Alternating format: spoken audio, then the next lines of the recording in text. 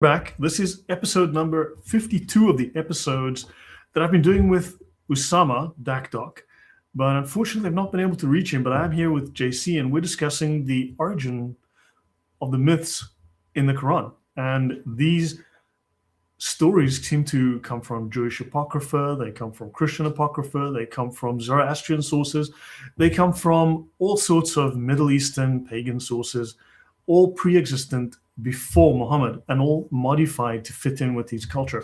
So we're going to use an early source that spoke about these, and hopefully this has been interesting. So JC, your thoughts, and welcome back. Hey, Lloyd. Yeah, it's great to be here. It is fascinating to see now the series that you are showing again about Gnosticism, the pagan influences of Islam, and all of that seems to be very much in their traditions and how they do things. And then these other shows, just focusing on the Quran, where they took those sources. So it seems like everything is starting to make sense. Like they borrowed everything from all different places. The Quran borrowed from some sources and then their traditions from others. So everything is starting to make sense. And I hope that people watching this series are feeling the same. Right. Yeah. So do let me know in the chat, what do you think as the audience who's been watching this? I mean, can these really be the direct revelation from Allah's mouth to the page if Allah is simply copy pasting stories that are hundreds and thousands of years older than Islam? And these stories are known to be basically the comic books of their time, the children's fairy tales of their time. And suddenly now we're supposed to believe this is actual revelation from Allah, that is timeless wisdom written on the tablets in paradise, which, oddly enough, according to the author of the book we're going to look at, is actually just a readaptation of the idea of the Ten Commandments written on tablets that Moses received. Interesting. I was really surprised when I read that, and it makes perfect sense. Okay, so this is a copy of the original sources of the Quran by Reverend W. St. Clair Tisdall, and he's written. Give me 1 second, please. I believe I have Usama Dakdok on the line. Give me one moment. Usama, hi there. We are live, Usama.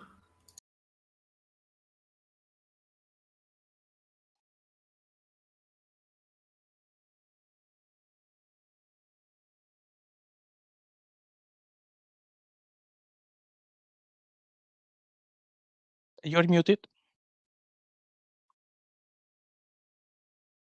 Muted or speaking with Osama, one of the two. My apologies. Usama will join us in a second. I muted myself and forgot to unmute. So Usama will join us in a second. That was him. So yeah, um, yeah. So W. St. Clair Tisdall had written this book in the late 1800s. This was an updated version of the book, but I mean, this comes from the late 1800s. So scholars, even if you go well prior into the 18th century, you'll find scholars saying very similar things about Islam back then, which today we're afraid of saying. But then scholars were already telling us that Islam is made up from multiple different sources, just glommed together and stuck on a page by copy paste. Any comments before I go on, JC? And no, maybe I would like to ask for people watching if they can type in on the chat what stories they always knew that they were from apocryphal stories. From my experience, what I knew when I started doing all of this was the Alexander the Great stuff, the sleepers in the cave, and the infancy gospels, but only those. And here Lloyd is You exploring just said the everything slippers else. in the cave. Let me tell you, I have one of those slippers from the cave. They're right here. Just so for everyone, so everyone knows, in Poland, you don't walk around with shoes in the house. You try that, you will die. I can assure you. You try that in my house now. Me personally, but let's just say certain residents of certain homes will kill you. If you come into the house with your muddy, dirty feet, you take your shoes off at the door. So yeah, this is one of these slippers in the cave. Sorry about that little distraction. Please go on again, JC.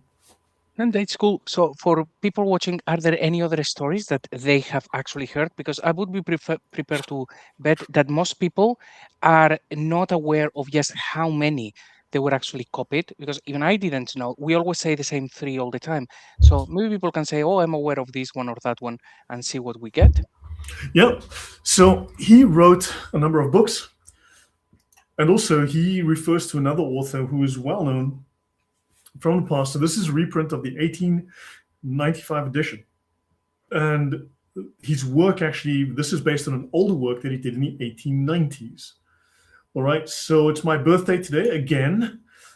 Freddie always seems to know that it's my birthday every time that I stream. So thank you, Freddie. Happy birthday to you too. Happy birthday, JC. Happy birthday, Ave Maria. So everybody, please wish Freddie a happy birthday, right? And it wasn't a fake phone call. Okay, so let me see. Let's continue here. So I'm not going to read the whole book because I just want to do certain extracts, but I want to show you the table of contents.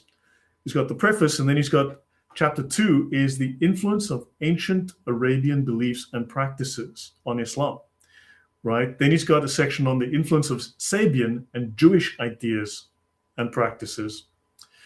Then he also has the influence of Christianity and Christian apocryphal books.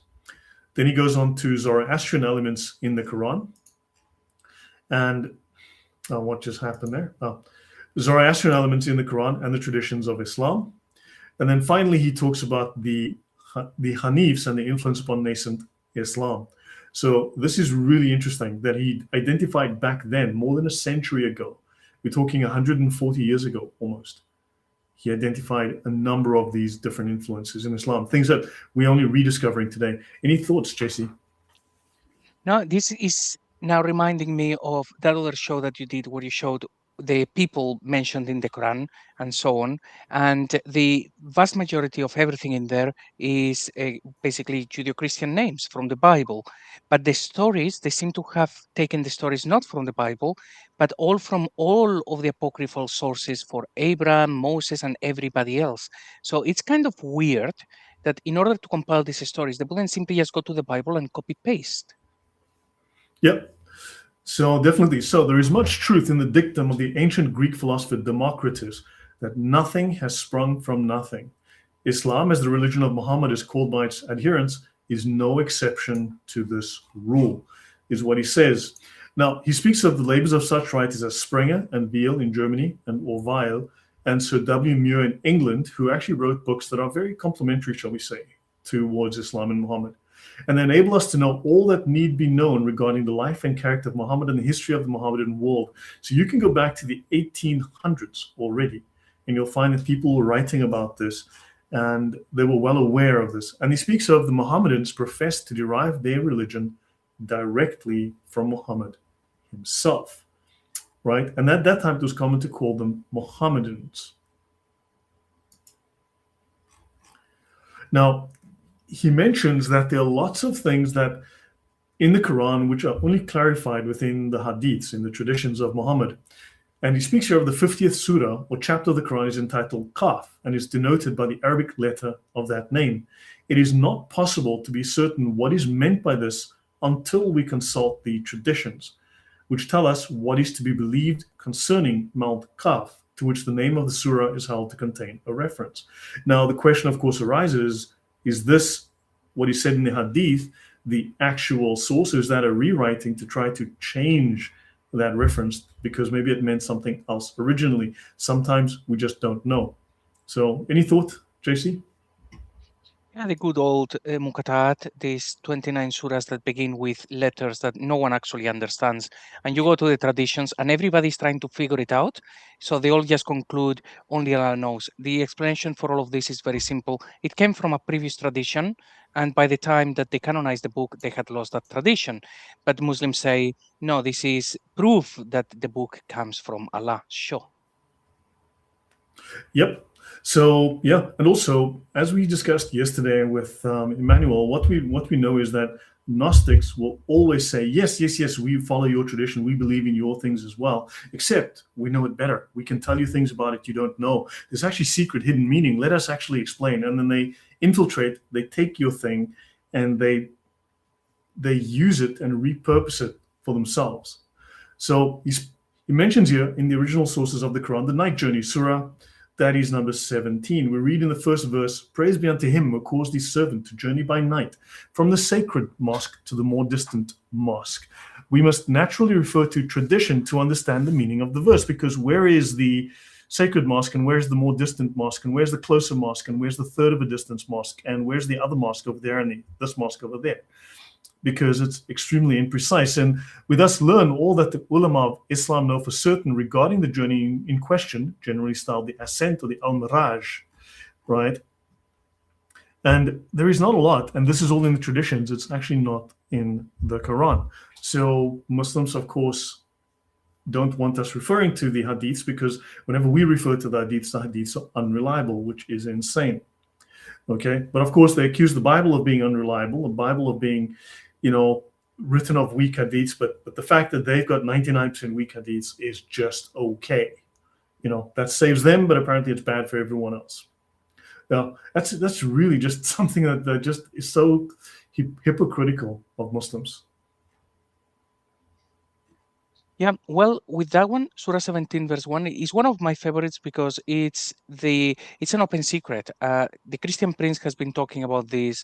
David Wood has been talking about this. Odon has it in his book. Like, we all know it has nothing to do with Muhammad, but the message is not getting out there, say, fast enough. That is enough to really end Islam and show that it is a corrupt book.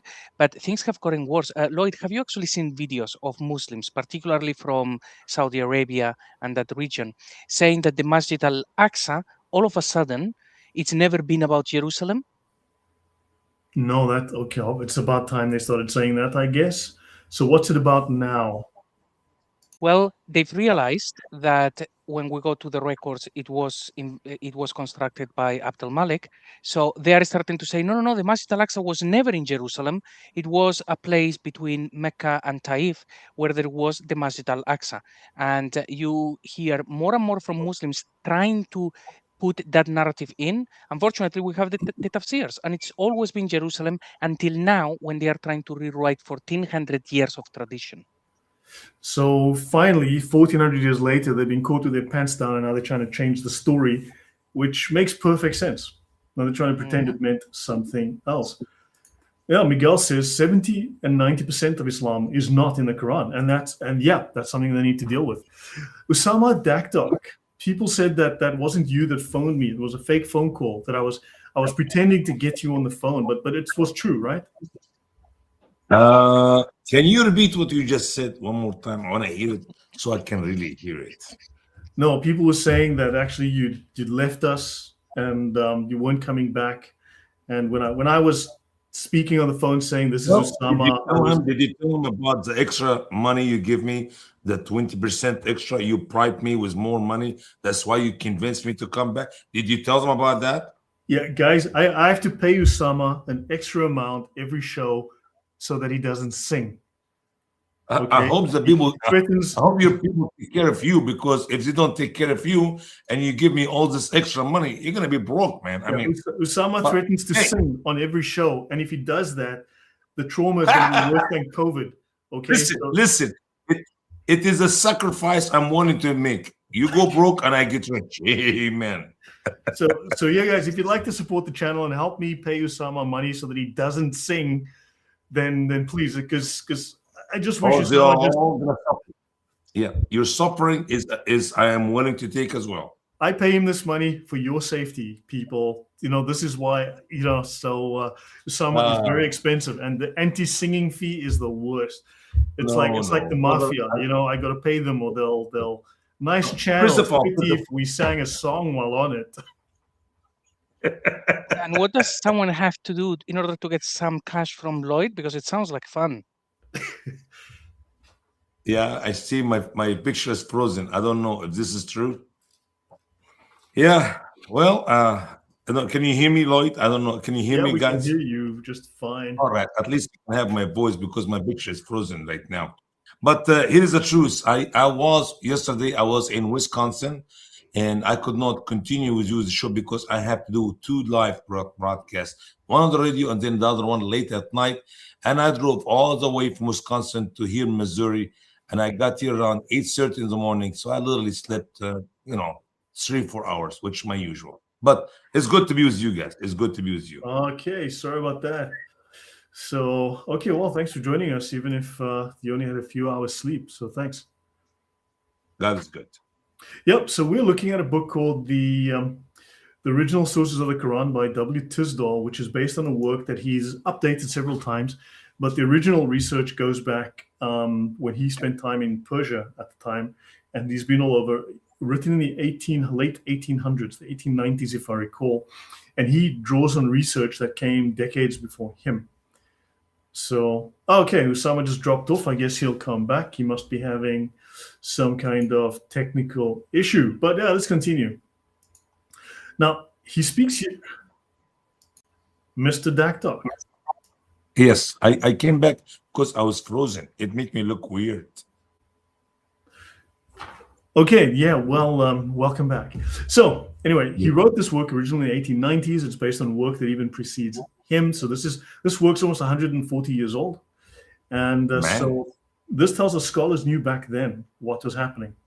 This is before Islam became the threat that it is today, right? Again, after the discovery of oil. Now, he says from the phrase to collect the Quran, it is evident that the book had not previously been formed into one united whole. Right, so we know the Quran was collected, and then, of course, what didn't fit the narrative was burned according to the standard group's narrative. Right, so let's continue.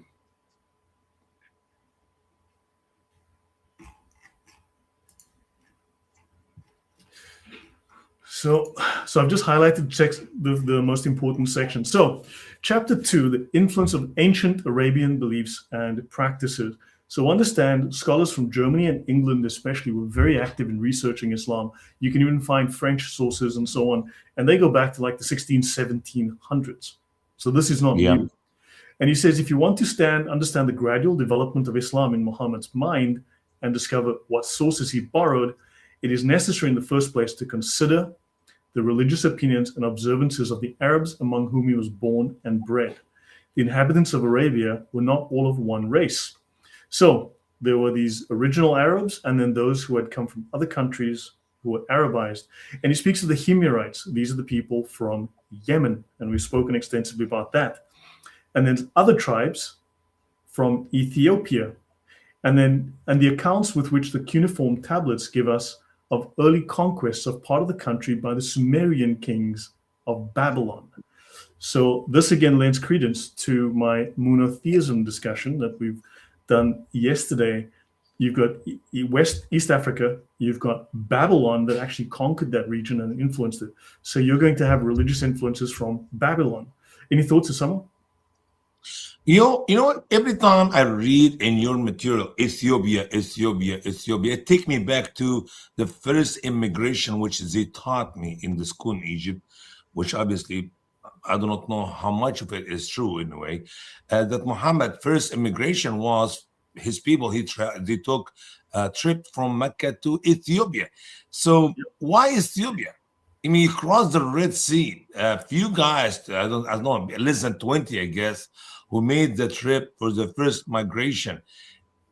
I can see now there's some connection between Ethiopia and Islam. Or why did it not go to Sudan? Why did it not go to Egypt? After all, he got himself a girlfriend or a slave from Egypt. But Ethiopia, can why you see the connection? Country? Doesn't it tell us there's a strong Christian connection? Because if you look at Christian churches in Ethiopia, right, the Ethiopian flavor of Christianity, I believe they separate men and women into separate sides of the church. They leave their shoes outside, and the women bundle up their hair and all that, which is things that he seems to have borrowed from Ethiopian Christianity. The word Tawhid comes out of Ethiopia. Mm-hmm. I see. So I don't think by accident this book 150 years ago is written and you mention Ethiopia again, like other materials we have been looking at earlier.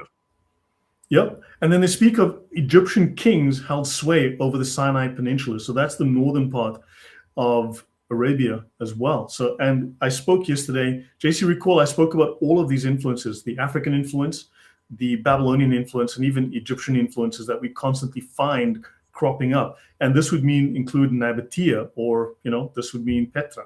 Any thoughts, JC? Yeah, it looks like you have made, well, the connections. Some of them, maybe you've read them in some of these works, but most of your work has been independent, and you've reached the same conclusions just by looking at what was there before, what was happening in the land. So everything is like making sense. They seem, you're not the only person saying that these things make sense, and it looks like people had concluded this a really long time ago as well. Yeah, I mean, people going back 150, 200 years were making these connections. I mean, and I discovered this as I was making the connections myself. Okay, so they speak of the Kushite monarchies in Babylonia, and these are Kushite monarchies. Oddly enough, these would be people from north of Ethiopia. This is East Africans ending up in Babylon, right? They say early Arabian inscriptions prove this, containing as they do the names of such deities as Shin, the moon god, and Atar, Ashtaret or Ishtar, worshipped by the Sumerians in the first place, and afterwards by the Semites of Babylonia, Assyria, Syria, and some parts of Arabia. So now you've got, he also mentions the moon god Shin having influence in Arabia, being discovered in early Arabian inscriptions, along with the full pantheon of the Babylonian gods.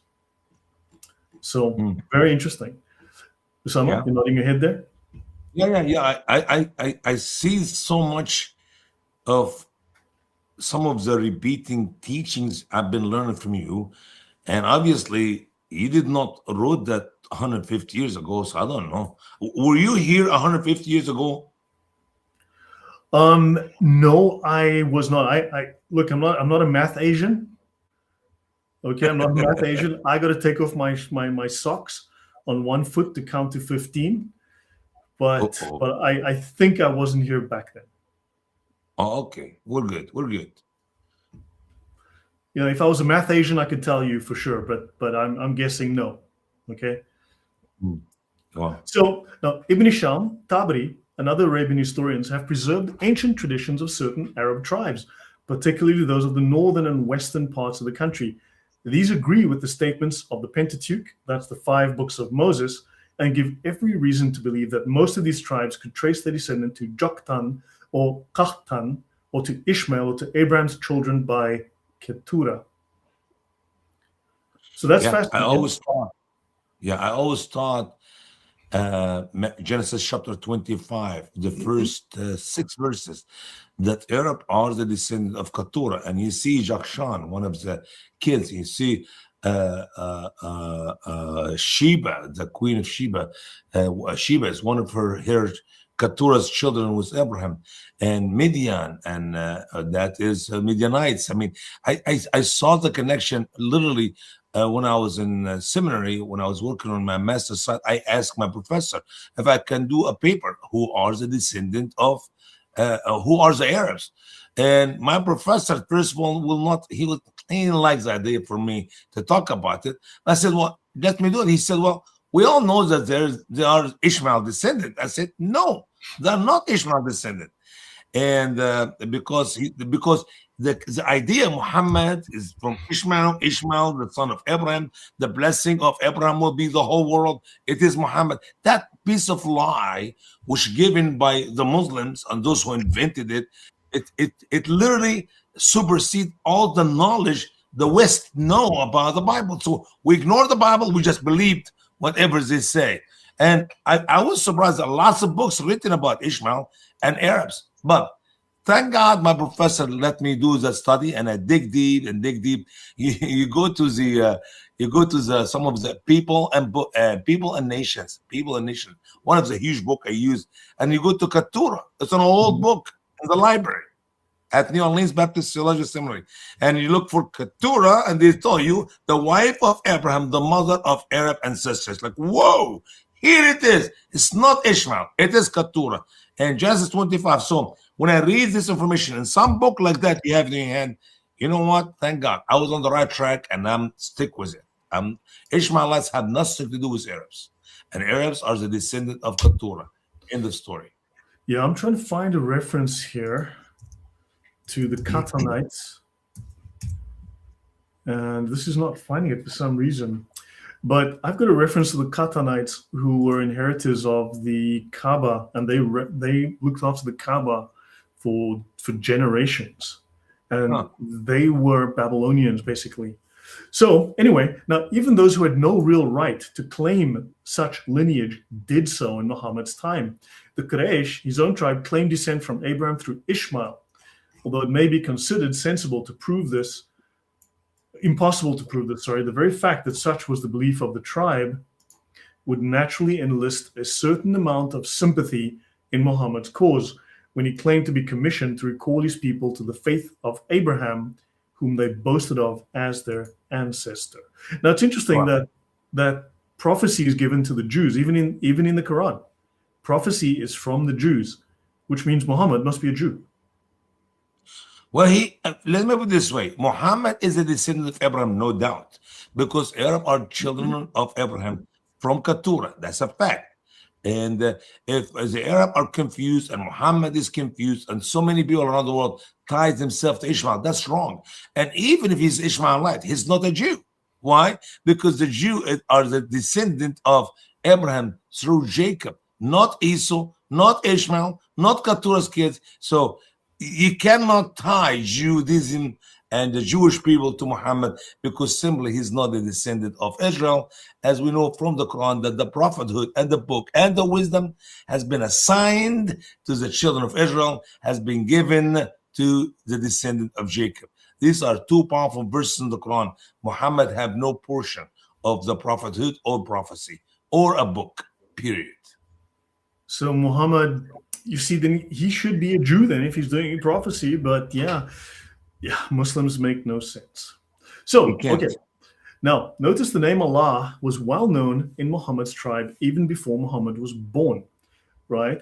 And they speak of some of these people actually had a single God, okay, one true God. They spoke of Allah or Allahumma. Does that mean anything? Allahumma? Oh Allah. It's like you're calling on Allah. It's Allah, when you pray. Allahumma do this, Allahumma do that. Oh Allah do this.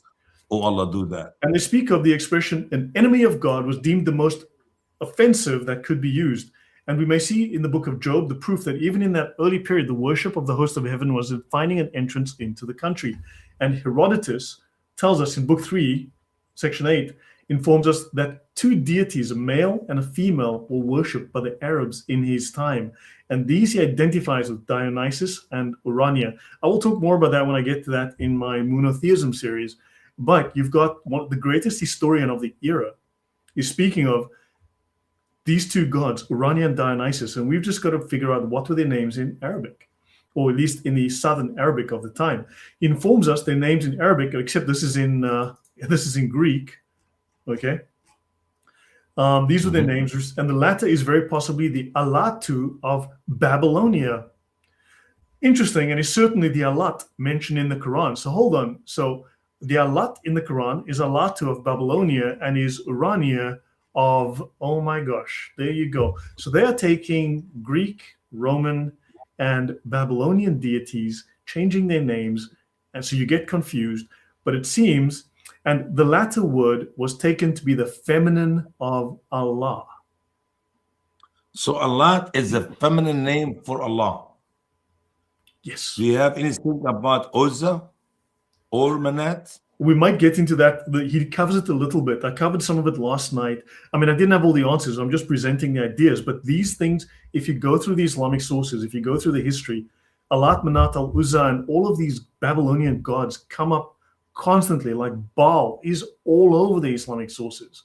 Baal was worshipped as the main god of the Kaaba when Muhammad was a child. And in fact, he was consecrated by his grandfather to Baal in the Kaaba. Okay. You're talking about the name Allah is known to the Arab before Muhammad. Absolutely. If you want to take Allah as not Allah, but Allah. Abdullah, the father of Muhammad. Abdullah, the servant or the slave of Allah. That is his name. It's amazing when you think about that. You may believe that somehow the grandpa, Abdul Muttalib, believed in Allah. That's why he named his son Abdullah.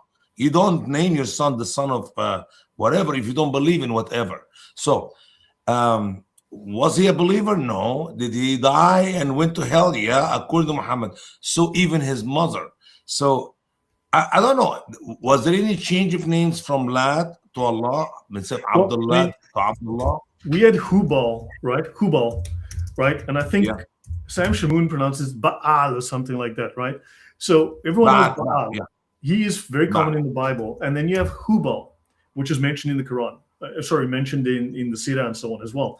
But Hubal, this is a prefix that just means he who is. He who is Baal. That's all it is. Hubal is just That's the same God, huh? yeah, he who is Baal. Like who Lloyd, he who is Lloyd. Like Yeah. you know, that's all it is. And also, but the prefix who can also mean con man. It means what? Con man, a con man, Oh, con man. a trickster, a con man. So yeah, con man or trickster. I covered that last night. So now remember the Sufis tell us that Allah has a feminine aspect. In fact, his interior, on the inside he's a female, but externally he's male. So Allah has two personalities. He's actually a female on the inside. What does this have to do? What does this have to do with Satan to be a male and a female? Isn't that a little bit transgendery? You know what I'm saying? That's a little hermaphrodite, a little bit trans. Praise the Lord. I'm serious. I'm not joking. The devil in Islam, he do carry both sex. The right side of his leg has the male private part, and the left side of his leg has the female. Yeah. And he make love to himself and raise baby eggs, and eggs produce the jinns, huge numbers. I don't know, thousands of them. Every day.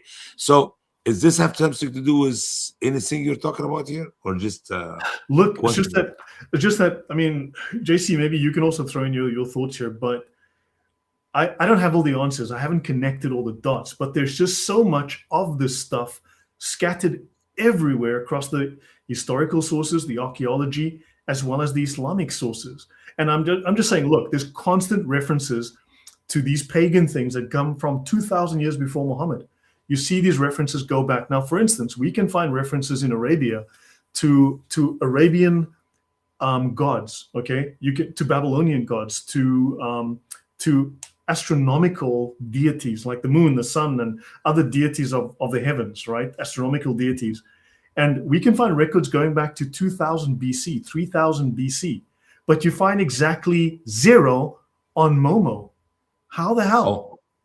But all of these things are referenced in the Islamic sources from thousands of years before Islam. And it's just, there's so much of it. It's just, just like, what? How do you put it together, you know? Yeah. People connect, by the way. When I say Arab are the descendant of Keturah, people sometimes think that Arab are pure children of Keturah, no mixed with other blood. I did not say that. The only people in planet Earth who do not mix with others are the Jewish people. And when they mixed, we got the Samaritan. When they be involved with Gentiles, that's why the Jewish people did not like the Samaritan. But I guarantee you, you will see all that mixed cocktail, salad, however you want to call it, in the Arabia, because you're going to see some of them being involved with Ishmaelite, some of them being involved with the Babylonians, some of them are involved with the Syrians. I mean, they're going to be mixed. Yep. People travel, people, and you get the mixed beliefs and the mixed gods and the mixed whatever, because give it 1,000 years, you'll be surprised what you have out of that piece of land. Yeah. JC, your thoughts on that? I mean, last night, I didn't necessarily have all the answers, but I'm posing questions and I'm presenting all this data that just all seems to be connected from the same ball. It just threads are coming off the same ball of thread. What are your thoughts there? Yeah, well, with the Daughters of Allah and stuff, there is a lot that maybe we can discuss some other time. But can you scroll up to the section that you read a moment earlier? Because there was something that incredibly important right there. So probably everyone watching would have heard like the Christian prince saying, so the name of the God in Islam is La, because you say Alhamdulillah, and La is the moon god. La is the name of God, yeah.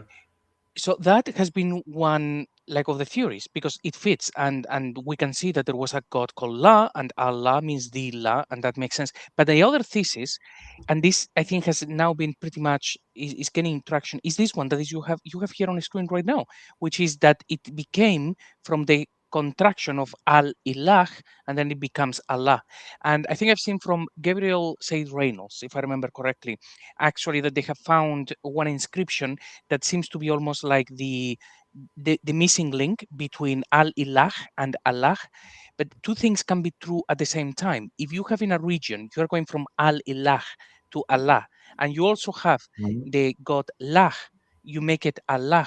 So in the end, it's a word that people are familiar with. So it is possible that all of those converge into Allah, but if we went back in time, we would see that they come from different places, that they meant different things. They all become one. Yeah, they do get rolled into one. Catherine has said a couple of interesting things. She's mentioned that Christian Prince has also spoken about that.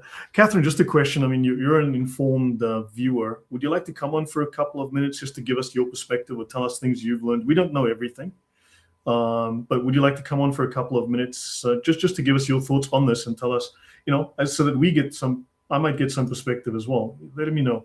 So, yeah. I'd like to say a quick comment until our dear friend come choose to. We made a mistake in Egypt a few hundred, I don't know exactly how many years ago, when we consulted with the Azhar to help us to translate the Bible to the Arabic language because of their expertise, and they made Allah all over the Bible for the word God, which is okay. It's just a title, it makes no difference anyway. But we do have in Genesis, I was trying to open the Bible right now to go to the book of Genesis, but somehow my computer is not working fine. My internet's a little bit slow. We do have in Genesis chapter 2 a few times where it said Ar-Rabb al-Ilah, the Lord God. Al-Ilah. That is a true, accurate word. But to see Allah as it is written all over the Bible in the Arabic language, I'm talking about the Bible now, not the Quran. That is a corruption. That's not right. And also the word Elohim, which is the first word is mentioned in the Bible. In the beginning, Elohim created the heavens and the earth. We should have translated right by saying gods, not God. Plural, not singular. But obviously, the Muslim were influencing our translation, and they will not put it right. And you can see that in many other languages to make it easy to say God. Well, we know God is Trayun, but we say God. Why not say gods? Yeah. Why not put it right? I just want to mention, you know, we'll talk about that as well, because then we've got to go into the Jewish mystical documents, the Zohar, right? Yeah. I have covered that in the past. But I want to just refer to Mick M. It says, go look at the wiki where people get that La is the Egyptian moon god. This is not something new. I cover this in the monotheism series. There is a reference to La. Okay, there is, because if you look at the Quran, you've got Allah, right? So La seems to be the name, and Al is the definite article. I mean, it's become now a proper name, but then also there are cases where it was a proper name, it seems, Allah, from South Arabian, which was the moon god Shin, the Babylonian god. But then also Iya is also just obviously that is the Egyptian name. Yes, I-A-H. But if you consider, it would be pronounced something like Yah, right? And it would seem the Egyptians borrowed from the Jews. Yah, as in Yah, you know, fill in the blank yourself at the end. Where does the Yah go, Usama? So well, I agree. It makes sense. So this is something I'll cover in the monotheism series. I go over what information is available on La and Ya, right? And I have done series actually on the La. I did a series with another guy. He came on, we did 2 shows on it, on the word La. He did some great research on it.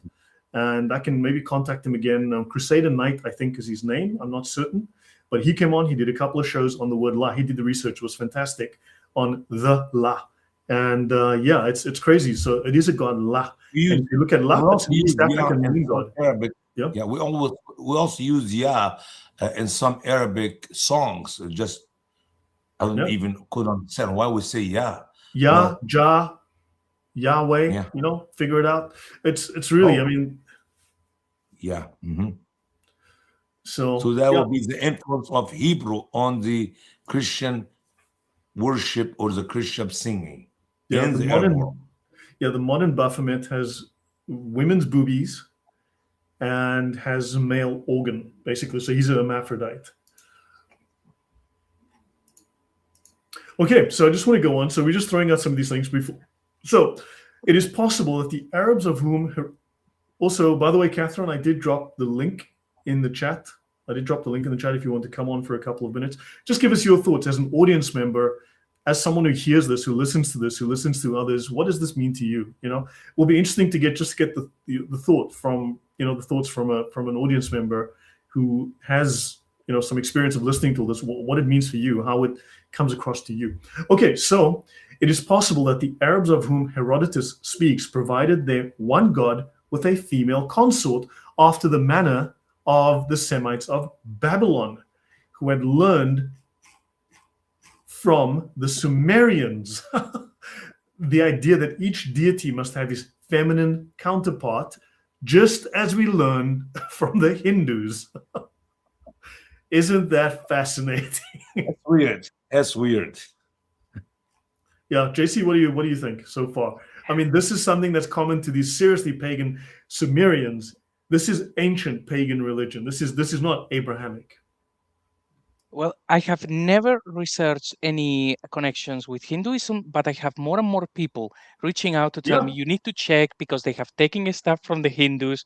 I haven't done any research, but I haven't done any shows on it, but man, I can tell you now when I researched it for myself. Oh yeah, for sure.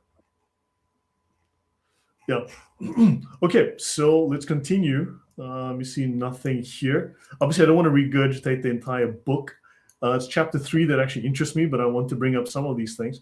So they speak of Muhammad did not, they speak of, it is not possible to suppose that the recognition of the unity of God was introduced among the Arabs for the first time by Muhammad. We know it came at least 200 to 300 years before him. Okay, for the word Allah, containing as it does the definite article, this was the view back in the day, that Allah is the La, right? So it wasn't a pronoun, it wasn't a personal name, it was the La. So his name was La, right? Now, Muhammad did not invent the word, but as we have said, it already found itself in use among his fellow countrymen at the time when he first claimed to be a prophet, right? Muhammad's own father, who died before his son's birth, was called Abdallah, the servant of Allah. The Kaaba, or the temple at Mecca, seems long before Muhammad's time to have been called Beit Allah, or the house of Allah. Again, clearly borrowed from the Jews in this case, I would say. So yeah, these names, these ideas come long before. And if you go to Yemen, then I mean, you had the Jews who were very well established in Yemen. And also a nephew of Muhammad was called Ubaidullah. What does Ubaidullah mean, Usama? They worship Allah, Ubaid. It's very close to Abd. Ubaid is like maybe I'm not sure about it. It's make it in a smaller, humble way. Not Abdullah, but Ubaid. A little bit of humility there. Yeah. But it's the same root. The root Abd, servant or slave. Okay, so now I'm going to jump ahead a little bit. So now he mentions this, right? So now we've got others again worshipped idols, of which each tribe had its own. For the tribe, now understand that sometimes people make mistakes, right? Even these archaeologists. For instance, you walk down the street and you see the Church of the Lamb. Then you see another one, the Church of the Shepherd. Then you see the Church of the Cross. Then you see Church of the Redeemer. And you go, that's 4 different religions. Oh my golly. Usama, is that 4 separate religions, or are those just 4 different names for the same thing? Yeah. If they are true Christian, they worship the Lamb of God, the one who died on the cross, the shepherd who take care of his sheep. It's one.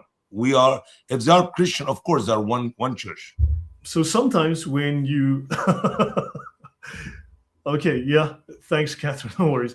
Yeah, so sometimes you see these different names. It's actually just different aspects of the same God. Christ was the crucified. Christ was the Redeemer. Christ is the shepherd. Christ is the Lamb. So you see these different, it's not different gods. It's the same God, but they emphasize different aspects of that Sure. same God. So it's not necessarily 360 gods. It could be 5 different gods, and they each have 60 different aspects. And I always wonder, how can you put 360 God inside that small, tiny building, the Kaaba? I always wonder that. I mean, unless they're small, tiny, statues, but we know that some of the statues was big. So it makes no sense to me. But now you open my mind to understand. Yeah, there may be one God with a bunch of names. So you put them all together in one. Yes, indeed. Yep. I mean, you can find hundreds of churches named, for Jesus or whatever in different permutations.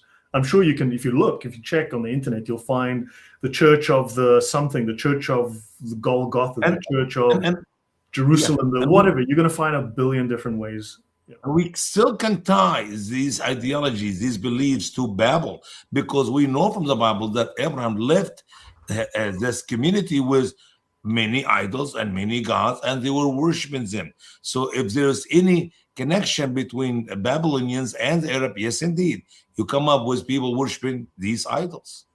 Right.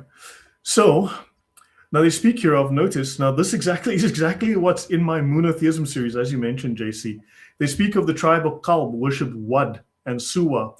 Wad means, if I recall, love. Okay, Wad was very common in East Africa, Northeast Africa, as well as in Himyarite, the Yemeni tribes. Wad was just love. So this is like God is love. Doesn't mean it's a different God. It's just a different aspect that they, right? So, and they had Yagut, as did some of the Yemenites, and the Dulkila and Himyar, also Yemenites, worshipped Nasir. The Hamdan tribe adored Yauk, and then Taqif in the Taif served Allat, while Al-Uzza was the goddess of the Banu Kinana and of the Quraysh. And Aus and Khazraj worshipped Mana and regarded Hubal as the chief of their deities. And Hubal, according to the Islamic sources, to the Sirat Rasulullah, that's the primary biography of Muhammad, says that Hubal was the Allah of the Kaaba, and Muhammad was consecrated to Hubal. And his image was placed in the most conspicuous place on the roof of the Kaaba. He was also in the center of the Kaaba on top of a well. Usama? Boy, oh boy. Why did not I met you 25, 30 years ago to read these books together? You're not helping me now. I'm getting old. Yeah, I needed this hobby. I use technology, man, and I scoured the internet and I spent hours just reading, but I bought software that helps me, not AI. This is long before AI. I was using software to index and take hours to index. We need to keep in our prayers that the Lord keep your brain sharp and your eyes strong. Yeah. So other deities were Asaf and Naila. Now the thing is, very often, when I go to my monotheism series, you're going to find the deity with a bunch of different names, and you'll find out it's exactly the same deity in Babylon, Sumeria, in the Akkadians, amongst the Ugarites, but it's just a different name, but it's the same deity. Because maybe different languages, how we say the word in the Coptic, and they take it to the Arab, they're going to change it a little bit. It would sound like a different God, when in reality, we're talking about the same deity. Yeah. Yeah. JC, anything from you? You're very quiet there. Are you playing like Dota or something? You're playing some video games while you're not? Yeah. I'm just trying to really take it all in. Now, with this about the different people or different gods with different names, that happened. But also, I think it's Dan Gibson, that lots of people in that region, they would have like regional gods, like really they would think there is this god from this region, and if you go into that area and you try to worship another god, you're going to be in trouble. So they were very much like this. Part of his Petra thesis was that when people went into Petra, then they were not allowed to fight over gods. It's like everybody would respect everyone's gods in there. But if you were in the other regions, everybody would have like their local god, and people they believed that this god only works in this area. So if I go over there, my god doesn't have any power. Some very bizarre stuff. Yeah. And they were based on the same celestial and natural elements. Yeah. And then we get to this. He says, others were under the influence of the Sabians, and they used to practice astrology and receive omens from the movement of heavenly bodies as their guides in all actions of importance. Now, this is going to be important when we get to, because you have the Sabaeans, the Yemenis, who are Babylonian, and you have the Sabians, who are star-worshipping, astrologically inclined Gnostics, who also do magic. And these guys are based in northern Syria, Turkey area. In fact, Haran, where Abraham came from, the city of Haran, where Abraham stopped on his way to Canaan. So then you have this link here. So for the audience, is this making sense? All of these, I mean, these are all little things you're just putting on the table, but this all comes out of the region. It comes out of the, if you look at the myths in the Quran, the myths in the Hadiths, the myths in the Sirah, and it just within the Arabic myths told at the time, whatever is recorded, and this is all present. This is the soup that Muhammad is coming from. Usama? We do not know. Yeah. We do not know too much, Lloyd, about the Saba'iyin, even though Muhammad praised them in the Quran as they will make it to paradise, Quran 262. Do you have in your bag some material about the Saba'iyin in a separate study, a separate book, a separate? Yeah, I should have material? plenty. Yeah, I should have plenty. We need to cover that. That will be a good subject for one day. Yeah, I've been covering. Look, I'm busy working on those things because they are very important. I've got some notes on that, definitely. I've touched on them, and I'm working on them now because all the series I'm doing now, all three that I'm doing, is converging on the same monotheism type topic, on the pagan influences of Islam. So now the Sabians, these again are star worshipping, magic believing. They're in the Babylon. They're under the sphere of influence of the Babylonians and the Sumerians. And the Muslims, of course, settled there. And then at the temple that was the Sabaean temple, the Muslims turned that temple of magic into a mosque, of course. But first, they take all of the lessons, the magic that these guys had, and they, according to the Islamic stories, the Sufis took it with them to Spain.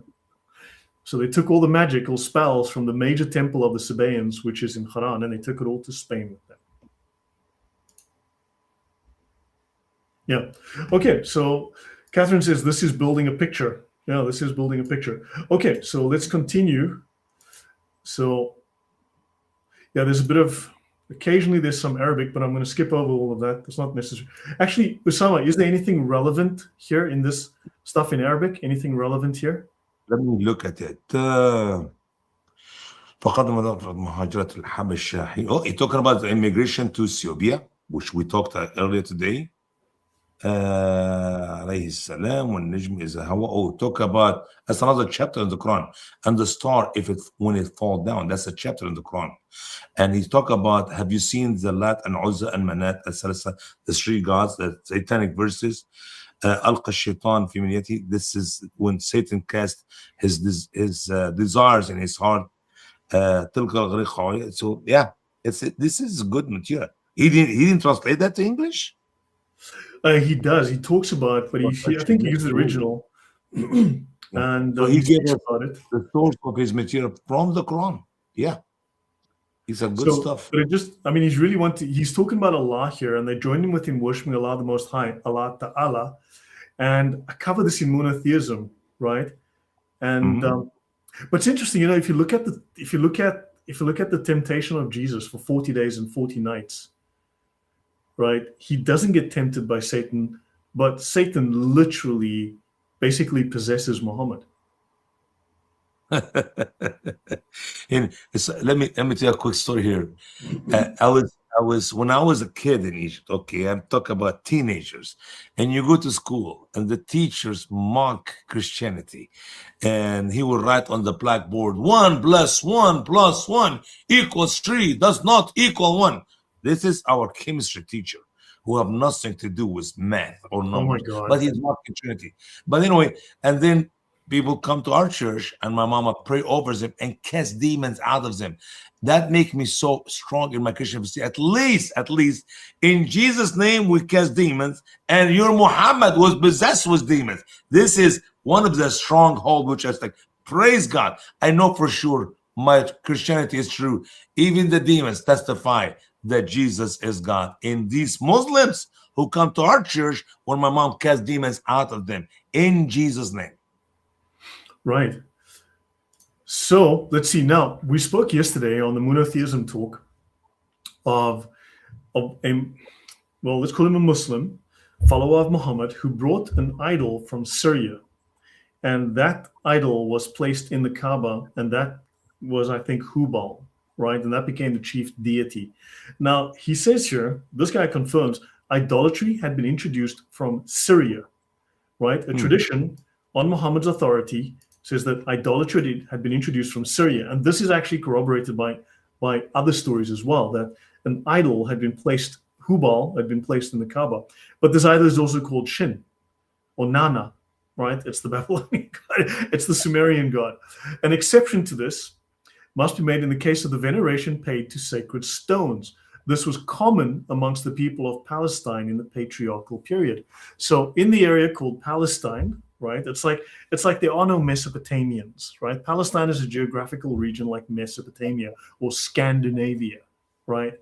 So this was common among the people of Palestine in the patriarchal period. So stone worship, idol worship was common, and God said, this stuff is bad. Stop doing it. My people don't worship stones. That's why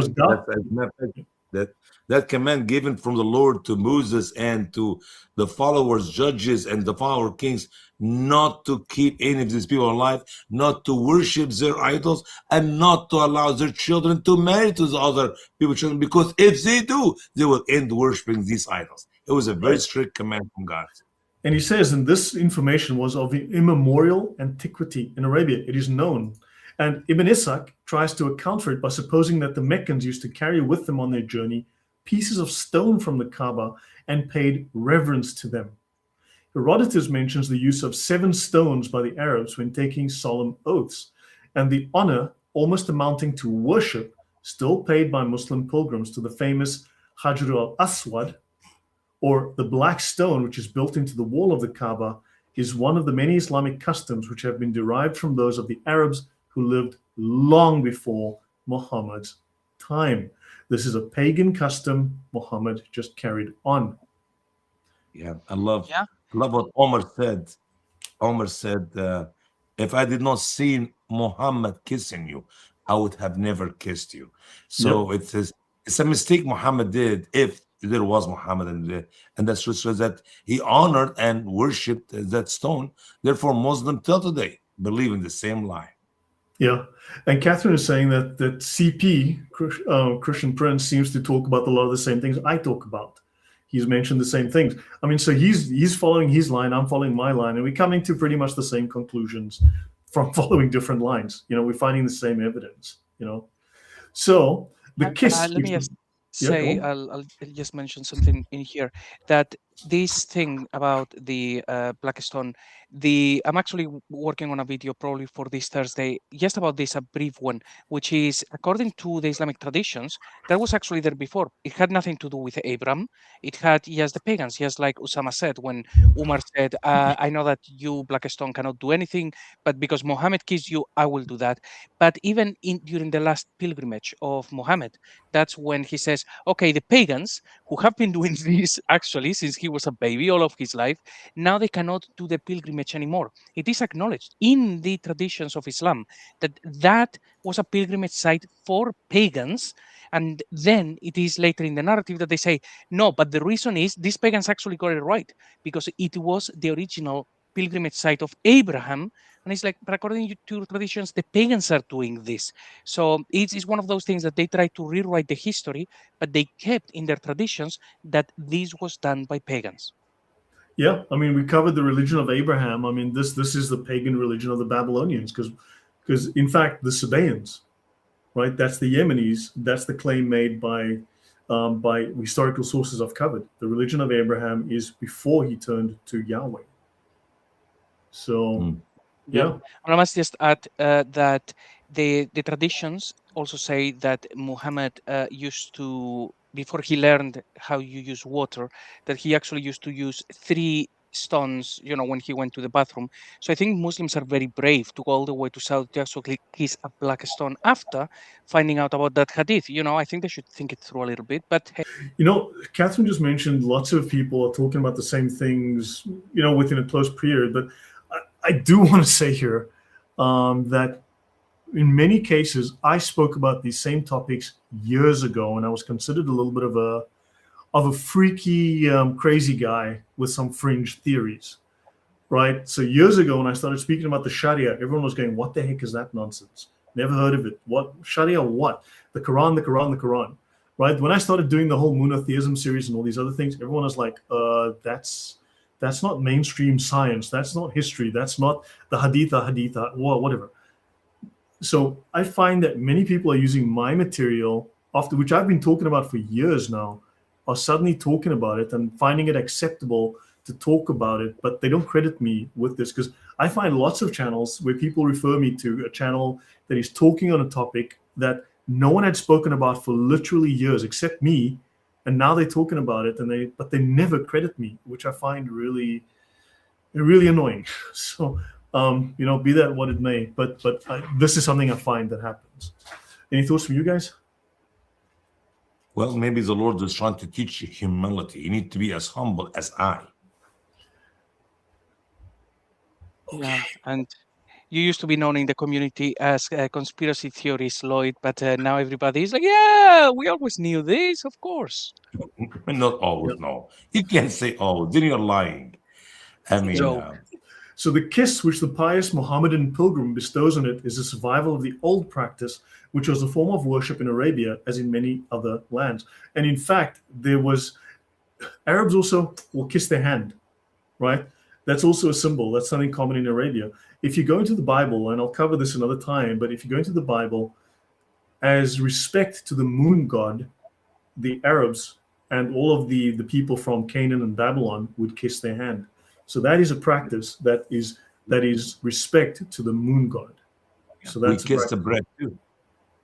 So again, in Egypt, we kiss the bread. If you have a piece of bread and you move it from the street, you kiss it and you put it on the side to honor, to show thankful to God to or God. whatever. Okay. Yeah.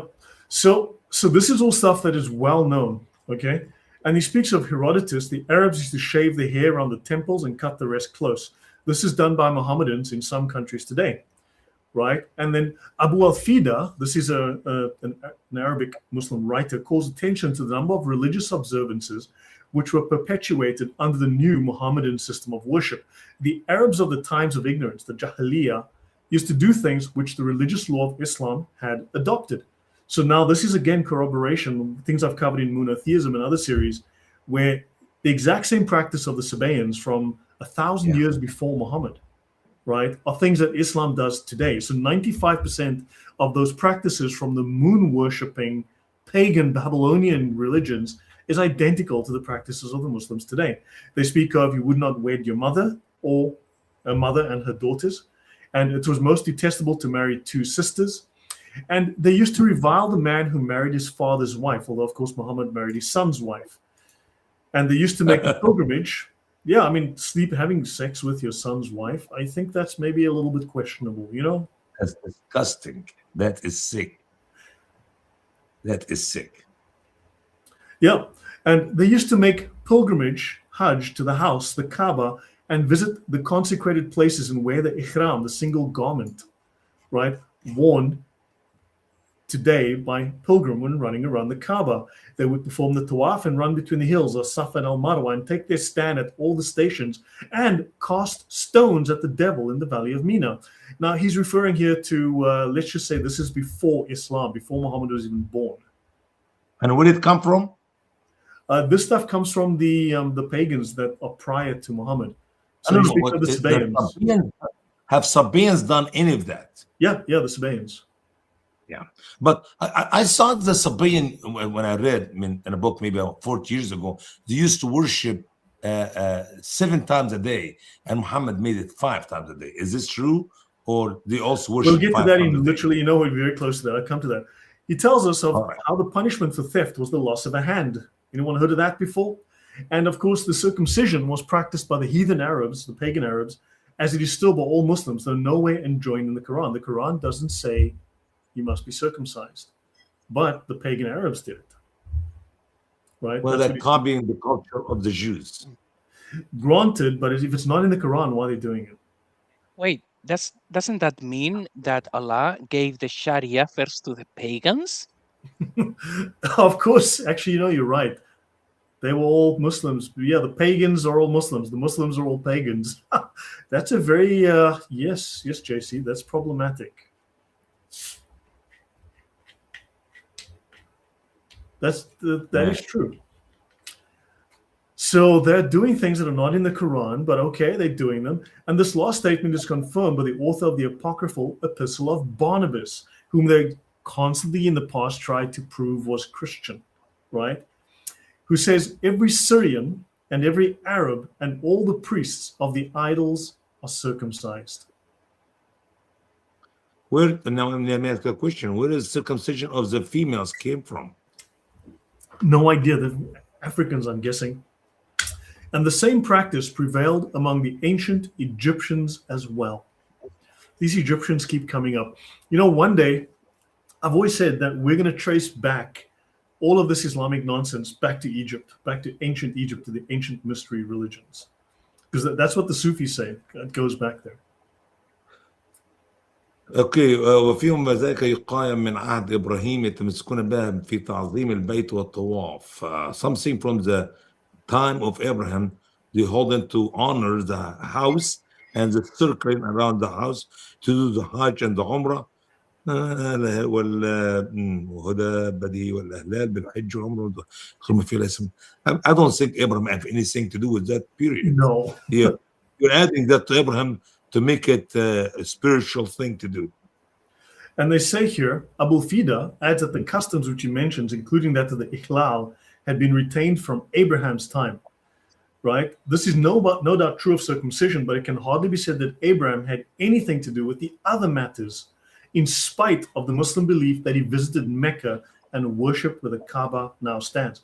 So sure, maybe they took circumcision from Abraham, maybe, but you know, if they took everything else from the pagans, why didn't they take circumcision from the pagans? Because the pagans did that too. It is clear that the first source of Islam is to be found in the religious beliefs and practices of the Arabs of Muhammad's day. From this heathen or pagan source, Islam has, I'm just going to come here. Whoa. Islam go back up. And it's Arabic. I'm sorry, I've seen the Arabic here. Sure, because he will talk about the story of Ad and Samud and the camel and the companion of the field. Yeah, Muhammad borrowed certain fables amongst Muhammad borrowed certain fables amongst the heathen Arabs, such as the tales of Ad and Tamud and some others. Yeah, so the guy's saying he took fables, children's stories, fairy tales, and he made them real prophets. Yeah. Here Prophet Ad, and here is the Prophet Salih and the camel and the Samud, and well, my world. That's good. Yeah, that's good. So we'll do the Arabic in a moment. And if thou mentioned, let me just take this and just change the color. Al-Kindi says to his opponent, and if thou mentionest the tale of Ad and Tamud and the camel and the comrades of the elephant and the like of these tales, we say to thee, these are senseless stories and the nonsensical fables of old women of the Arabs who kept reciting them night and day. So even Al-Kindi back in the 9th century was saying, why are you telling us that these stories that we know as children's stories are God's revelation to man? Are you retarded? Yeah. What does the Arabic say? But if you move a few hundred years later and people read that they do not know the source of these fables or what I call myth, well, it must be true. They were prophet by these names, and they were Arab prophets, and they were sent by Allah, and then that's why we have this story in the Quran. Yeah. This is retarded. I mean, this was known in the 9th century. I think Al-Kindi is like from the 10th century or something. If you open right now, Lloyd, if you open my Quran right now, you see I put, that's 20 years ago when I wrote that, this is made up story. I said that just be simple because there's no reference of it in the Bible. But now I know it's just simply good fable, and Muhammad liked it. Yeah, it was known for 1,000 years. It's been known for so long that this is just. Do you remember when we talked about Prophet Salih and how his people said, "Ask Allah to send us a camel out of this rock, and this camel have to be pregnant with another camel," and he prayed, and the rock started making the sound of the woman having a baby. And then the rock opened and the camel came out and the camel were pregnant. I mean, I know this is nonsense, especially when we know nothing about any message or truth. But if this was a true miracle, we should have found it for sure in the Word of God and the Bible. But no, it's made up. It's nonsense. It's myth. Yeah, exactly. So Sprenger, quoted in Rodwell's preface, thinks that Muhammad learned the tales of Ad and Thamud from the Hanifs. Remember, Islam was first called the Hanifan, right? Abraham was Hanifan, yeah. The religion of the Hanif, and they claimed that Abraham was Hanifan, and that the latter were the Sabians, and they held sacred the volumes of Abraham, in which apocryphal books these tales may have been found place.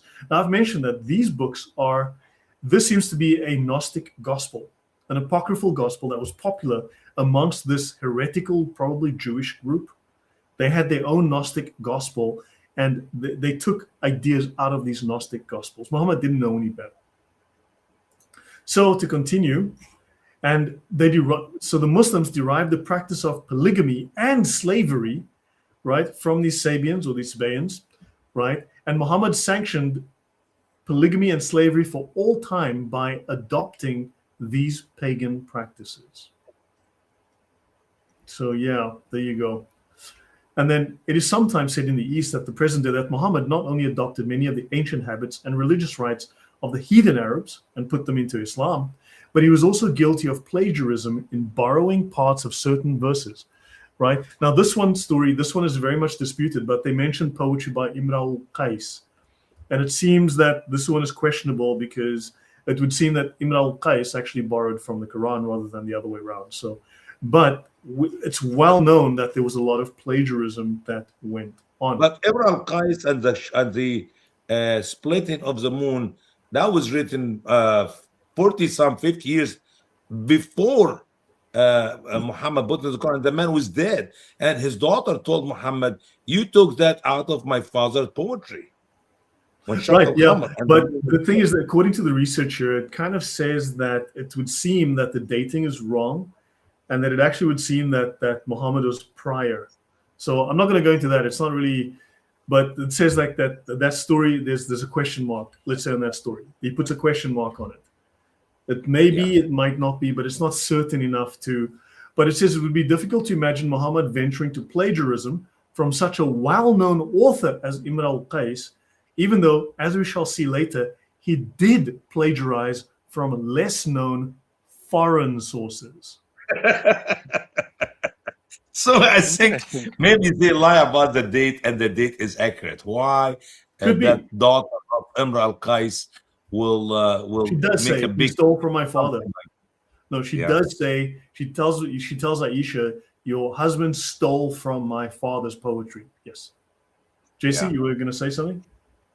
That there is actually, when we read the hadiths and they seem to have a level of truth, some of them, the hadiths did say that there was one guy who said something and Muhammad said, okay, put it in the book. So there are, I think, a number of occasions or a number of hadiths that say that something made it into the Quran, which was basically, yes, because somebody else said it. And if we read between the lines, even three things that Umar said, the tradition says, Umar said this thing, and then a revelation appears from Allah saying that same thing. And it's like, ain't that curious? So, and we know that four portions of the four different pieces of the Quran came as a result of Omar's suggestions or Omar's requests. And also, he does say the account generally given of the Mu'allaqat is that whenever anyone had composed a really eloquent poem, it was suspended on the wall of the Kaaba. And the poems in the celebrated collection owe their name, which means the suspended poems, to this custom. So maybe some of these poems that were put on the walls of the Kaaba made their way into the Quran because, hey, it's on the Kaaba, right? It must be from God. Okay, let's continue. Don't forget that sometime when Muhammad was giving his verses to one of his writers, and the writers will make a statement, Inna Allah ahsan al-khaliqin. Surely Allah is the best of the creators. And Muhammad said, put it as it is.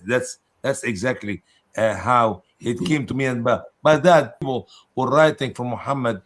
It's like, we're not prophets. I just made up the statement, and he liked it, and he put it in the end of the Quran, in the end of the portion of the Quran which he was writing.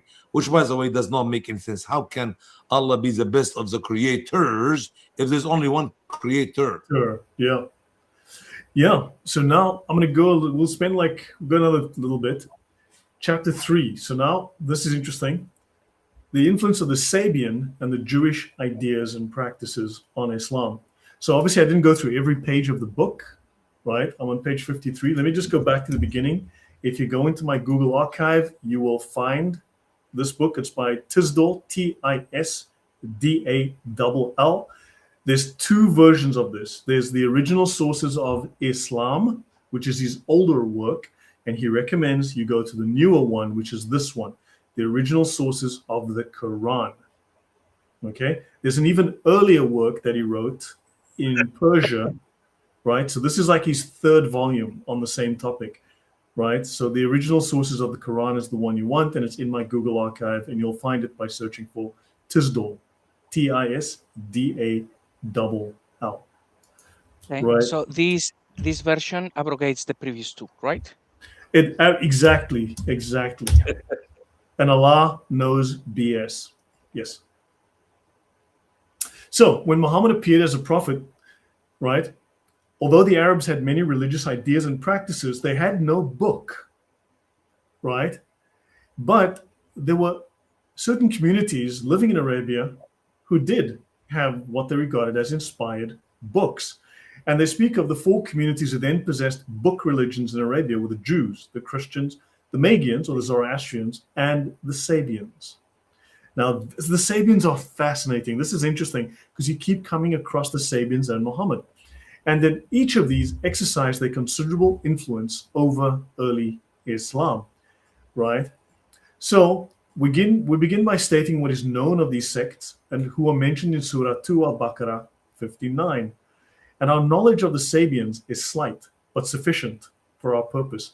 An early Arabic writer, Abu Isa al-Maghribi, Maghribi would mean he's from Morocco, right? The Maghreb. Yeah. From the country of Maghreb, which is Morocco, yeah. Yeah, and he's quoted by Abu al-Fida as giving the following account. The Syrians... Yeah. Sorry? His name is Abu Fadi. Abu Fadi. Which means the father of the Savior, yeah. It's just a very famous guy. Yeah. And he says the Syrians are the most ancient of nations. The Syrians were always the bad guys in the Bible, guys. Just so you get perspective here, the Syrians were always the bad guys. And Adam and his sons spoke their language. No way, they were Arabs and they spoke Arabic. Because Adam spoke Arabic, according to Islam. Hey, listen. If the earth speak Arabic, everybody can speak Arabic. Don't worry. Yeah, because we know these guys were Akkadians. They had Akkadian as a language. They were, oh God, we all know they spoke different languages. And but today they speak Arabic. They must be. And none of it's Arabic. This is so stupid. Yeah, today the Syrians are speaking Arabic, therefore they always spoke Arabic. So the Egyptian, by the way. We know of the Akkadians, the Sumerians, the Ugarites, and various other groups that lived in that area. We've got thousands of years old writings, thousands of tablets. We have thousands of physical records, archaeology with writing from these people, multiple different groups over centuries and thousands of years. And now the Muslims want to tell us these people spoke freaking Arabic. I show you how scholarly their writings are. I mean, they're wonderful, man. This is retardation. Anyway, the Syrians are the most ancient of nations, and Adam and his sons spoke their language. Their religious community is that of the Sabians, and they relate that they received their religion from Seth and Idris, Enoch. Now, don't forget, Idris is the second prophet mentioned in the Quran, and Idris is also known as Thoth. Yep. Thoth is he wrote more books than anybody else. I believe 59 of the books written by Idris of the 100 or something. Yeah, we'll dig into that as well. Yes, we'll get into the whole Seth and Islam thing. So, but this means that it's very Gnostic. If they're into Sethian stuff, then it's very, very Gnostic. And also, Idris is also known in Islam as Thoth, which is the moon god of Egypt. He brought the hikmah. He brought the books of wisdom and science into the world. And I'm not kidding about this. I've covered this at length in other shows. I'm not going to go through that now. We're just going to stick with the book. But this all just gets crazy. So they have a book which they ascribe to Seth, and they style it the Book of Seth. The Sabians had certain religious rites, among which are 7 fixed times of prayer, 5 of which correspond with those of the Muslims. Now, it should be known they have 2 optional prayers, one at midnight and one at, I'm not sure what time of day, but those are optional. And in Islam, you can also do 2 optional prayers beyond the 5 obligatory prayers. So the Sabians had 5 prayers a day with 2 optional ones. And the Muslims have exactly the same number. But then also the Zoroastrians also had 5 daily prayers. And these guys come from that region as well, so it's crazy. The 6 prayers at dawn and the 7th prayer, the time for which is at the end of the 6th hour of the night. Their prayer, like that of the Muslims, is one which requires real earnestness, and the worshipper should not let his attention wander to anything else. They prayed over the dead without bowing down or prostration, and they fasted for 30 days. Isn't that interesting? That's what Muslims do. That's what Muslims do. Yep. They observe the festivals of Fitr, breaking the fast at the end of the month, and Hilal, which is also the name of a pagan god, is the new moon. That's the crescent moon. So if you look at the Islamic crescent moon, it's called the Hilal, and it's also the name of an Arab pagan god. And in such a way, the festival of Fitr occurred when the sun entered the constellation of Aries. Isn't that fascinating? And they used to fast from the 4th quarter of the night until the setting of the sun, and they had festivals at the time of the descending of the 5 pillars. The 5 planets. And the 5 planets are Saturn, Jupiter, Mars, Venus, and Mercury. And they used to honor the house of Mecca, known as the Kaaba. Well, these guys worshiped the moon god, and the name of the moon god was Makkah. Isn't that interesting? It's just like a massive coincidence. Say again, please, Usama. Yeah. Mecca, like the city of Mecca? Yeah, the name of the god was Al-Makkah. Yeah, Al-Makkah.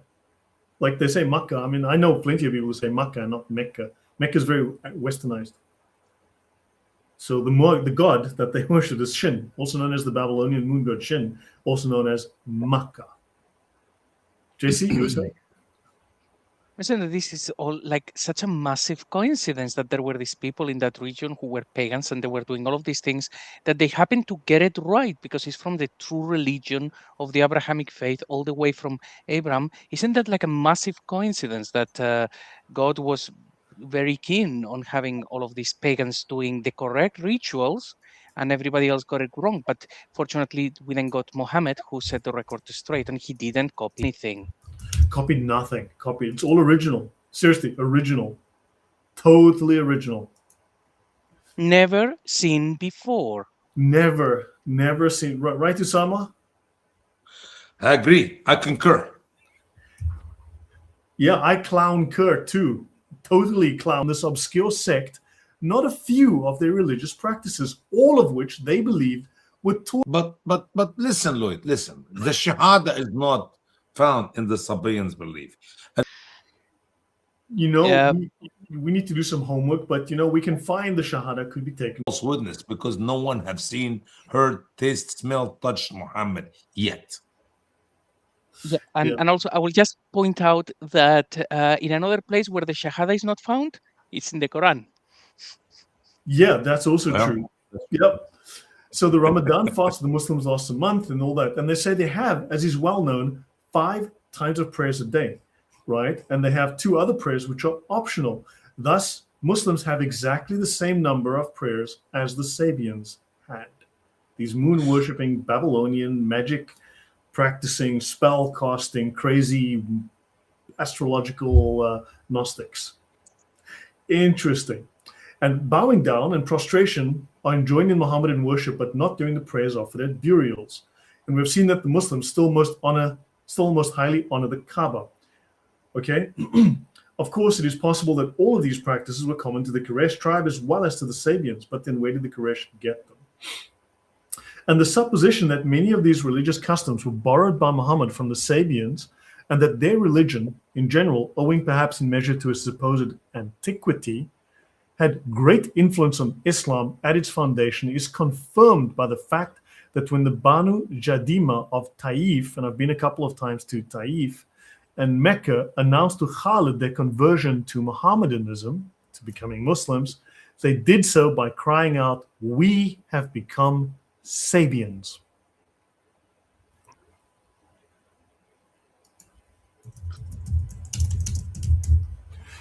So maybe that's why Muhammad honors the Sabians and made them to be no fear on them. They will make it to paradise in 262, I guess. yeah, so they became Muslims by becoming Sabians. So hold on, you know what? I need to find. Let me see if I can find here. I've covered this before. I'm not going to just go, I don't want to go at length here. I just want to try and find this reference.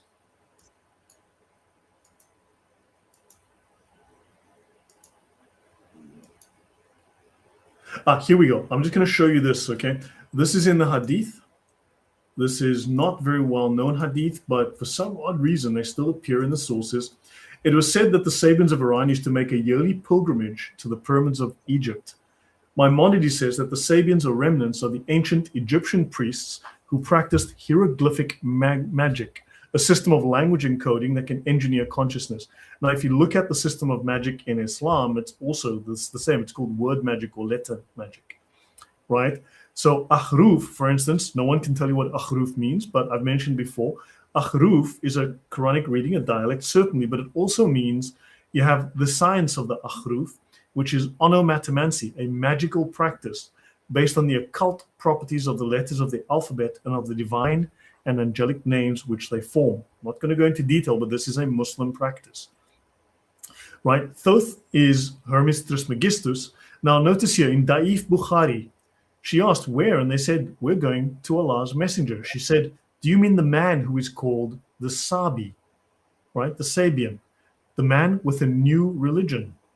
And they replied, yes, the same person. So come along. And they brought her to the Prophet. You see, Muhammad was a Sabi. And you're saying that this is not a very well-known hadith. Well, it is not well-known by the Muslims, but the non-Muslims, Christian apologists and stuff, they now know about this one, and they use it quite a bit because for obvious reasons. But to Muslims, they don't tell them this hadith for some reason. Exactly. And so you see, when these people converted to Muhammad's religion, they became Sabians too.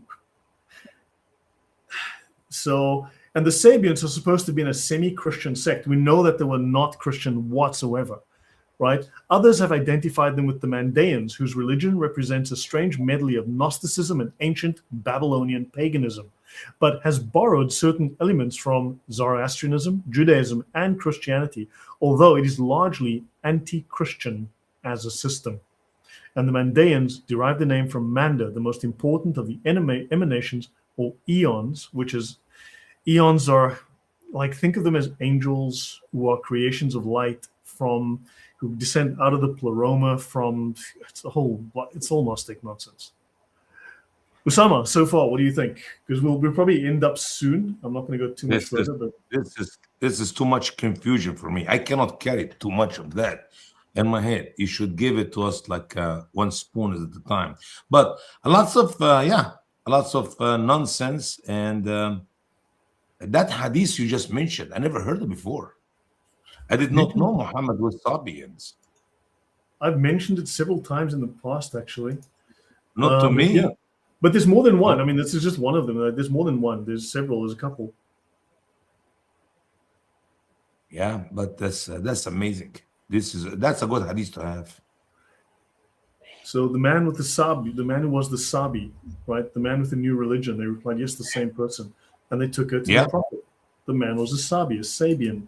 Now that is just really, and also the Quran provides the Sabians with the religious status comparable to that of the Jews and Christians. They are also people of the book.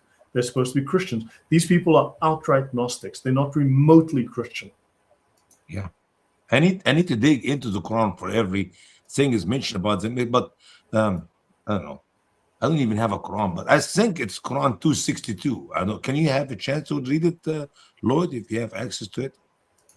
We know for sure. We know for sure that Sabians are wonderful people, and they're gonna make it to heaven. There is no fear on them. You want to look in your? Is it Sabi? Is it under Sabi in your Quran? 262. Just go to Quran 262. This one is. Yeah. I just found the word Sabi here. Jews, Christians, and Sabians who are idol worshippers are accepted by Allah. Now, why? Read the verse below it. What the verse said? Surely. Sorry, let me just go back. My bad. Sorry. Surely those who believed and those who are Jews and the Nasara and the Sabiyin, whoever believed in Allah on the last day and did good deeds, so they will have their ajur with their Lord and no fear on them, and they will not grieve. And when we took our covenant and lifted up the two over you, but the whole idea for not fear and do grief, they will make it to heaven in Islam. But these are Gnostics. These are star worshipping. These people worship the stars and the moon. They were like Babylonians, but Gnostics. They were a mixture of some crazy stuff. Why did Muhammad like them that much? I mean, what is the purpose? And he's supposed to be one of them. Oh, that makes sense now. You know, it's also another verse where it says that, and also they include Zoroastrians, and it shouldn't surprise us because it also says Alexander the Great, right? One of the most famous polytheists in human history, and apparently he was a prophet. He's even in their book, which is interesting. So there you go. Paganism is fine in Islam. I mean, these are look. I'm not saying I have all the answers. Okay, I'm just connecting a bunch of dots. Right.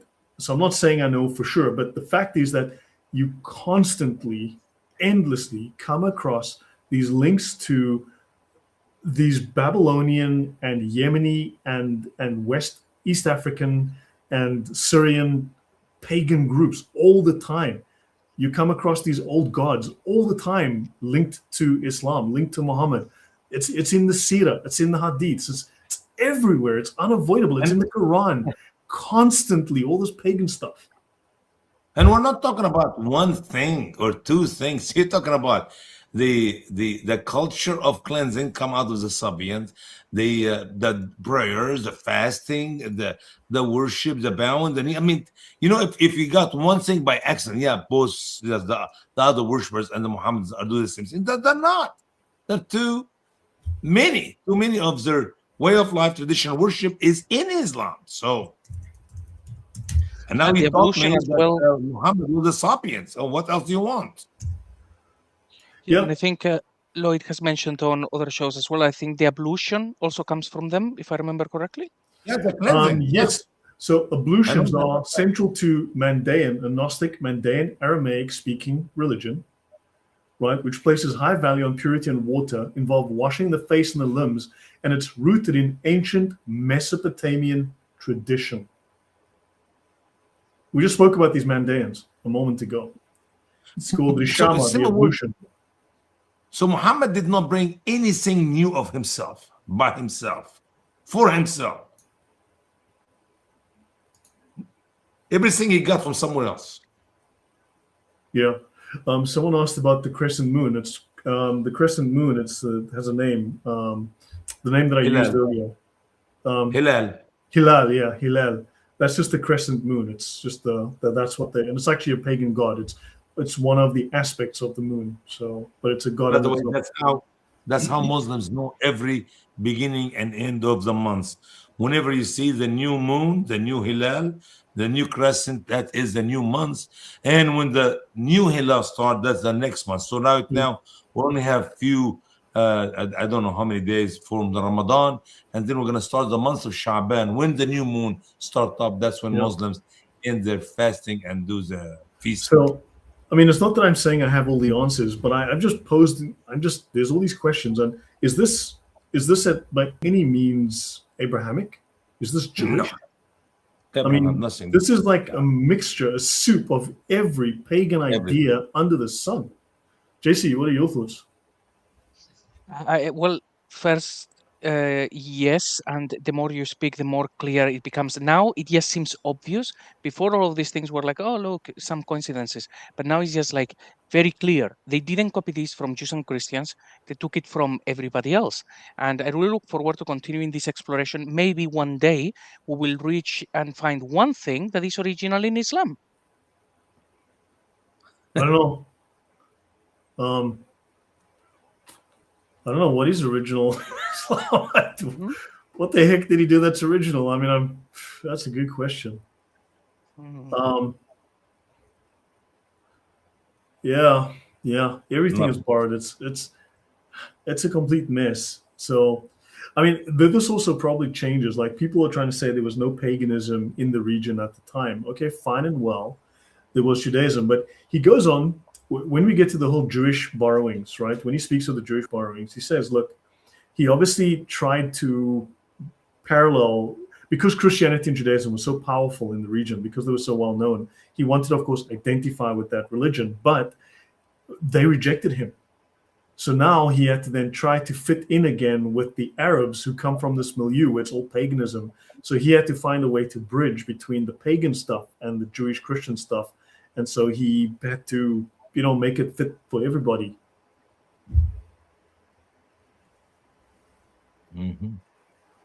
And he spoke highly of them before he destroyed them, because they did not join him. End of story. That's concerning the Christians and the Jews.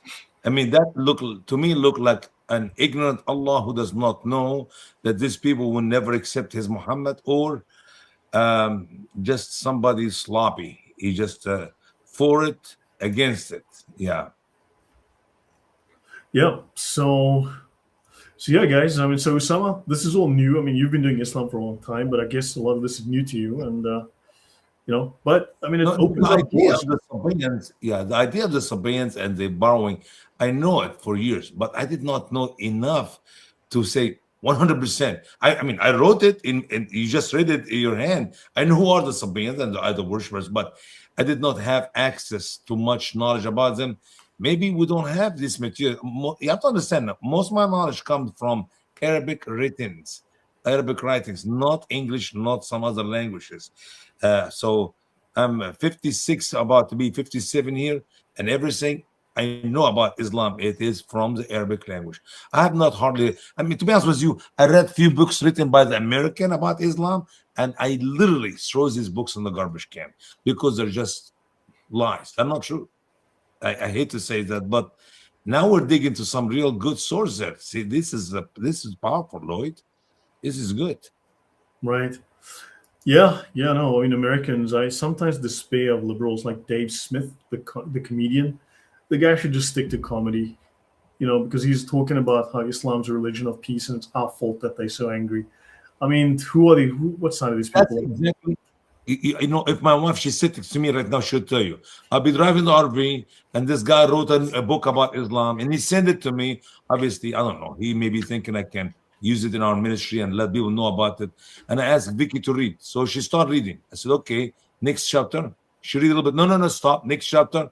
And I said to her, okay, open the window. And she knows she cannot do that because she knows what I'm going to do then. Throws the book outside the RV while we're driving.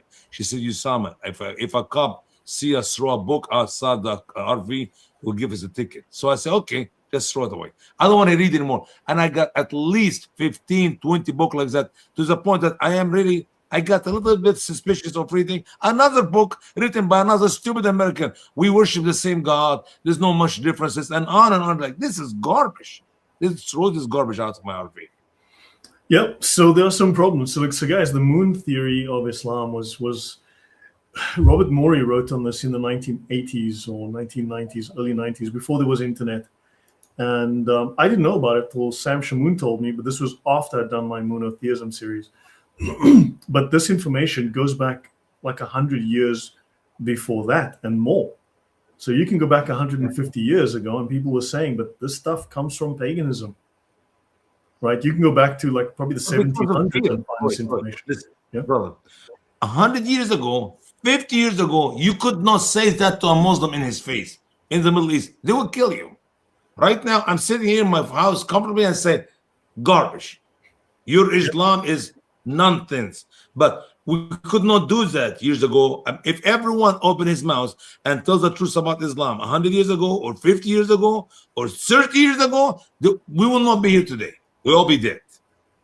Yeah, well, now we can talk about it. Now we're starting to see more evidence. I mean, I'm just saying, look, there are questions here. Well, there's all this evidence. What does it mean? Is it all coincidence? Are all of these hundreds of connected facts coincidence? I mean, how many coincidences can you have? JC, I'll let you finish your last word. Well, I would like to say that one of the things that you read in the book that you've discussed before as well is the journey of Abraham and Ishmael and Hagar and all of that. So if we think about it, there isn't a single scholar who has not taken the Shahada who would say that that happened. Every single historian, scholar, theologist, theologian, everyone will say that never happened. Those guys were up in the north in the promised land. They never went south. So now we have countless people out there who knows full well that their story, their traditions, all of that is a fabrication. But there is this whole Hajj happening every year, a huge money spinner. And it's like, guys, if you just stood up and said those things didn't happen, we would be more open to have these discussions, except that otherwise, people get hurt. True. But Abraham is know, a major weakness for Islam. Proving their claims about Abraham is a huge problem for Muslims. Yeah. And who non-Muslim would say, yeah, that happened. No one would say that. Scholars know this, but everybody seems to want to keep their mouth shut to not upset people. It's like, I'd rather my Muslim friends don't go on a Hajj to kiss a black stone, probably the black stone of Baal, thinking this is from Abraham. It's like, no, yes, don't do it. Don't go there. So it's an open secret. We just have to keep pushing so that more Muslims see what the religion is founded from. Amen. Yeah.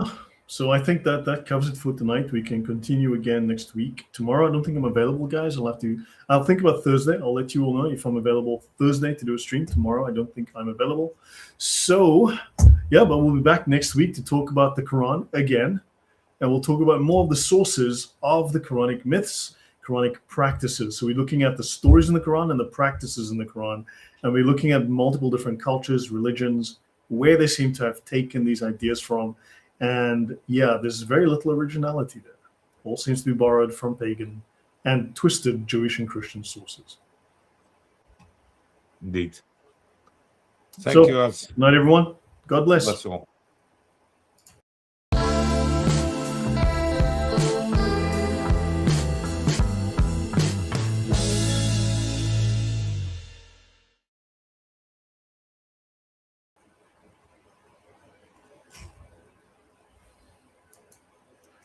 You know what's weird? Here in the stream, the comments stopped coming through, but there's a ton of comments on the live chat on the YouTube stream. Where is the live, by the way? He got 400 plus. I'm almost 500. I cannot see the number. I don't have glasses on me. Do you know that we're still live? Are we still live? Mm-hmm. No, we can't be. The studio is... Yeah, there must be some weirdness, but because I see there were comments. You guys are still streaming. Guys, are we still streaming? Okay, things are glitching. Let me go into the YouTube studio, guys, and let me check the stream. And rose again. You know, I'm alive and well. Your spirit live within me because you die and rose again. Yeah, we're still live. Isn't that crazy? So let me go into the stream. And in the stream, this is